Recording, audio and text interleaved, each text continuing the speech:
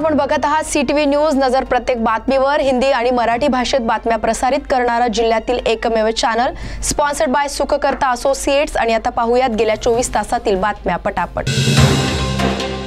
राजुऱ्याचे आमदार देवराव भोंगळे यांचा आज वाढदिवस। सर्व स्तरातून त्यांच्यावर वाढदिवसांच्या शुभेच्छांचा वर्षाव होत आहे।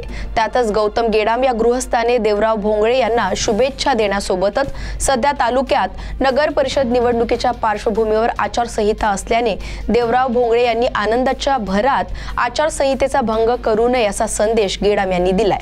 आपल्याकडून वाढदिवसानिमित्त निवडणुकीवर थेट परिणाम साधणारे साहित्य, सामान इत्यादी वाटप केले जात असतील आणि कार्यवाही होत नसेल तर निवडणुकीच्या दिवसांपर्यंत वाढदिवस साजरे केले जातील याची संपूर्ण जबाबदारी तुमची, शासनाची, प्रशासनाची आणि निवडणूक अधिकाऱ्यांची असेल, असे गेडाम यांनी आपल्या पोस्टमध्ये लिहिले आहे। नगर परिषद निवडणुकीच्या पार्श्वभूमीवर घुग्गुस काँग्रेसला मोठा धक्का बसला असून आमदार किशोर जोरगेवार यांच्या नेतृत्वावर विश्वास ठेवून घुग्गुस परिसरातील काँग्रेस पक्षातील अनेक कार्यकर्त्यांनी मोठ्या संख्येने भारतीय जनता पक्षात प्रवेश केलाय। पक्ष प्रवेशामुळे घुग्गुस आणि परिसरातील राजकारणातील नवीन समीकरणे निर्माण झाली आहेत। पक्षाचा दुपट्टा टाकून सर्व नव्या सदस्यांचे आमदार किशोर जोरगेवार यांनी पक्षात स्वागत केले आहे। यावेळी भारतीय जनता पक्षाचे महानगर अध्यक्ष सुभाष कासनगोट्टुवार, घुग्गुस शहर अध्यक्ष संजय तिवारी, विवेक बोडे, महामंत्री नामदेव डाहुल यांच्यासह भारतीय जनता पक्षाच्या पदाधिकाऱ्यांची मोठ्या संख्येने उपस्थिती होती। वरोरा येथे एका मोपेड गाडीच्या डिक्कीतून तब्बल 40 लाख रुपये चोरीला गेल्याची घटना घडली होती। फिर्यादी सुनील वासुदेवराव घाटे यांनी तत्काळ पोलीस स्टेशन गाठून घटनेची तक्रार नोंदवली। वरोरा पोलिसांनी या गुन्ह्याचा 3 तास पर्दाफाश केला आणि चोराला बेड्या ठोकल्या असून फिर्यादीचे 40 लाख सोबतच 1 लाख असा 1,40,000ची रोख आरोपीकडून जप्त करण्यात आली आहे। चंद्रपूर जिल्ह्यातील अवैध दारू विक्रेत्यांच्या पोलिसांनी मुसक्या आवळल्या असून एकूण 6,40,000चा मुद्देमाल जप्त करण्यात आलाय।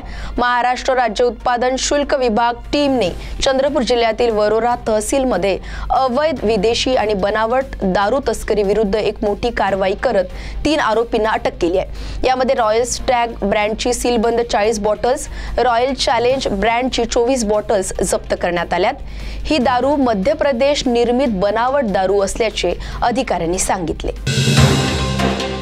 ब्रह्मपुरी जवळील बोरगाव गावाच्या रस्त्यावर असलेल्या रामदेव बाबा सॉल्व्हंट फॅक्टरीच्या समोरील इथेनॉल प्रकल्पात बुधवारी सायंकाळी सुमारे 5 वाजताच्या सुमारास मोठी आग लागली।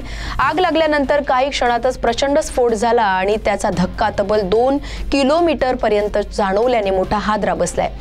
कंपनीच्या परिसरात 1 लाख लिटर इथेनॉलचा साठा असल्याचे समोर आले आहे। नुकताच हा प्रकल्प सुरू झाला आहे। आगीनंतर स्फोटाचा प्रभाव बोरगाव, उदापूर, झिलबोडी, फुलेनगर, पेटवाड, धुमनखेडा, शिवाजी चौक आणि ब्रह्मपुरी शहरातील विविध भागांमध्ये जाणवला। या स्फोटानंतर या भागात तणावाचे वातावरण निर्माण झाले।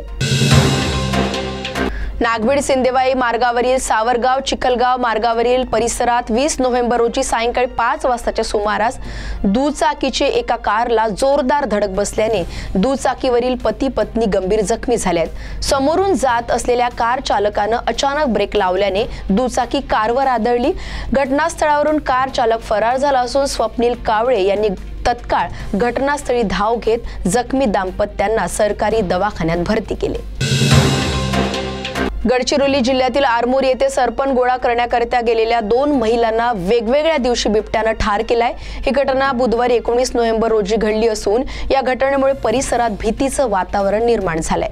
मुक्ताबाई नेवारे आणि सरस्वती वाघ या 2 महिलांचा बिबट्याच्या हल्ल्यात मृत्यू झालाय। तर या होत्या आजच्या बातम्या पटापट। लवकरच भेटूया पुन्हा काही नव्या बातम्यांसह। तोपर्यंत अशाच बातम्यांचे अपडेट घेण्यासाठी बघत रहा सीटीव्ही न्यूज नजर प्रत्येक बातमीवर। नमस्कार।